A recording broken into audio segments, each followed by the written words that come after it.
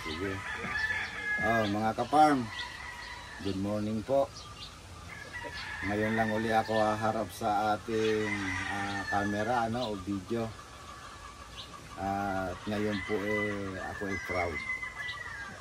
Proud ako ngayon dito sa aking manukan. Kasi sabi nga po nung iba na napapanood ko, dati napapanood lang din sila na ang kanilang farm pinapasok po ng mga kaibigan nating buyer sa gabi. So akala nga nila hanggang cellphone lang nila nakikita, social media. So ako po naniniwala kasi sa ngayon nangyari din po sa akin. Kagabi lang po, kagabi. May pumasok din sa akin buyer kagabi. Siguro estimate ko po mga 3 po sila. Pero hindi ko pa rin masabing ako'y proud kasi awa ng Diyos parang lugi po sila. Kasi paano ko po nasabing sila'y lugi? Kasi tingin ko po parang wala silang nadala sa akin. Ngayon, sila po ay lugi. Kasi ito po ay mga gamit nila. Ito, bag na ito. Pero tingin ko hindi lang sila sa akin nang galing kasi may mga balahibo. So ito po, nakuha ko doon sa tabing bakod ko. Bukas po ito. Isang bag. Ito ang pangalawang bag po nila. May balahibo pa rin ng manok. Bukas din. Tapos, ito po, naiwan po nila. Ito. So, akala po natin kung titingnan ay tunay. Ito po ay peke. Ito po ay plastic lang. Ito. Metal. Hindi po ito totoong barel at sira pa Sira pa. Ito. Ang naiwan po nila. Ito. Kung talagang hindi tayo, kahit hindi naman ako tumingin, balibasa nga po ako hindi sanay sa baril, hindi rin ako marunong sa baril. Akala ko nga'y tunay. Yung pala naman plastic po. Yan, ito. Tapos, ang chinilas po nila sa isang kasama nila ay naiwan. Ito, chinilas nila. May balahibo pa. Kasi nga po, itong isang chinilas nakuha ko malapit ito sa labas ng bakod ko. At ito namang isa, medyo malayo-layo na po. Kasi po, binaybay ko. Kasi po yung labas ng aking farm, medyo masukal po ito, may mga damo, so sinundan ko kung saan po sila dumaan. Itong isang chinilas, itong kabiak, malayo-layo na sa bakod ko. At siguro nga po, namalayan siguro nila na ako gising, mga bandang alas 2 siguro, o alas 2:30, ganyan. Nagpulasan na. Nagpulasan, ito, naiwan na yung mga gamit nila. Kawawa naman po sila dahil wala silang nadala.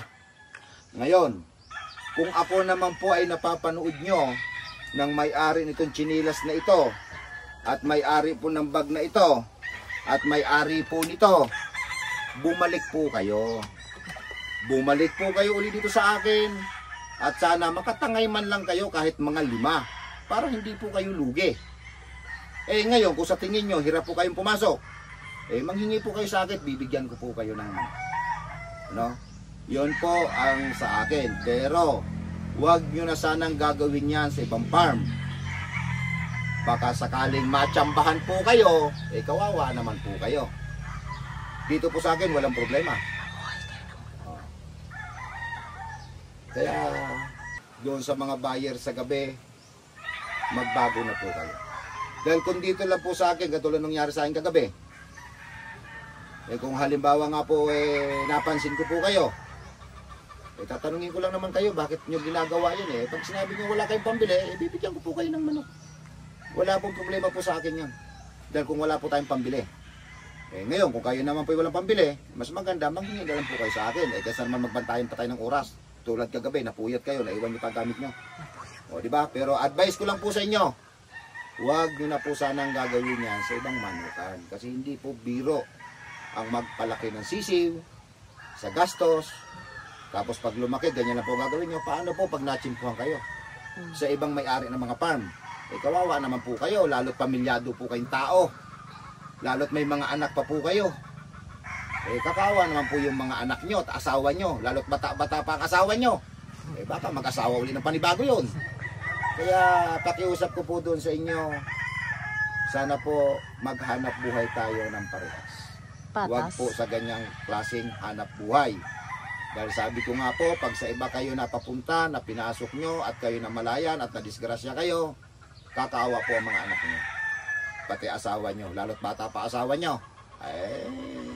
Sigurado papalitan agad kayo. So yun lang, no, at sa mga kaparm ko po, sa katulad ko, lalong-lalo na po dito sa Alfonso. Sa Pilipit Road. No, dito sa Alfonso, sa Pilipit Road. Alfonso, Cavite. So tingin ko po, mga tiga rito lang po yung umiikot-ikot po sa atin. No, kasi akala ko nga po, sabi ko nga, mga kapitbahay ko lang nadadali. Ngayon, kasama na rin po ako. Nagaganda na rin po sa breed ko. No? So ngayon, advice ko lang po doon po sa medyo ingat-ingat lang po tayo sa mga farm, backyard. At alam naman po natin kung gaano kahirap mag-produce po ng manok. Medyo ingat-ingat na lang po tayo. At hindi po natin alam kung sino po yung kaibigan natin. Sila ba'y buyer? Buyer ba sa araw? Buyer ba sa gabi? Kaya kung tayo po may buyer, dapat kilala po natin yung papasok sa ating manukan. Tignan lang po. Ingat. Ingat-ingat na lang po tayo. Yon, doon sa mga ngayon, kung kayo, kasi ito pong bag, nakabukas, kagaganda. Gaganda pa nito, Estimate ko dito, kasya siguro dito mga 5 manok. No, dito, kasya dito 5 manok. Dito po sa isa, mga ano yan. Kasya din po rito mga 5 manok. Kasi magkasinlaki po sila, Siguro yung pula panaklob nila yan. Ito, hindi. Ito, maganda talaga. Maganda, buong buo pa. Titibay pa itong bag na ito. Mga tingin ko, matitibay ito. At ito pong chinilas na ito, tingin ko ito medyo local lang. Hindi po ito original. Ito. At ito naman. Ito. Ngayon, ako po nananawagan po sa may-ari. Kung nangihinayang po ko sa bag nyo, kunin nyo rito sa akin. Balikan nyo po. At bibigyan ko pa kayo ng manok. Para ito naman ay magkalaman. Pero huwag nyo daanin sa gabi. Sa araw po kayo pumunta. Tawagan nyo po ako. Tawagan nyo po ako. Search nyo Triple L, LA Game Farm. Message kayo sa akin. Kung sino yung mayroon itong bag, kunin nyo at bibigyan ko kayo. Para hindi naman kayo lugi. Kunin nyo ito, pati chinilas nyo. Ito, sayang naman. Maganda pa chinilas, Buo, Ito lang, sira. Ito, sira ito, Yung mga kawatan na yan. Sira talaga ito, naman. Sira. Ito yung panakot nila doon sa mga bantay natin sa manukan. At siyempre, tayo naman kasi may manukan. Hindi naman tayo sanay sa mga gamit na ganito. Kaya hindi natin alam kung tunay ba ito, totoo. Ito, kaya ko lang nasabi palang hindi totoo. Baklas. Hindi ko nga alam paano ibalik Palibasa, hindi rin ako marunong gumamit niyan. Yun lang po. At yun, advice ko lang po sa mga farm, At kahit na backyard, medyo ingat-ingat na lang po tayo sa akin. Walang problema. Sana bumalik po sila dito sa akin para hindi naman sila kakaawa. Dito na kayo pumasok sa akin. Huwag na po silang farm. Dito sa buong Pilipit Road, Alfonso.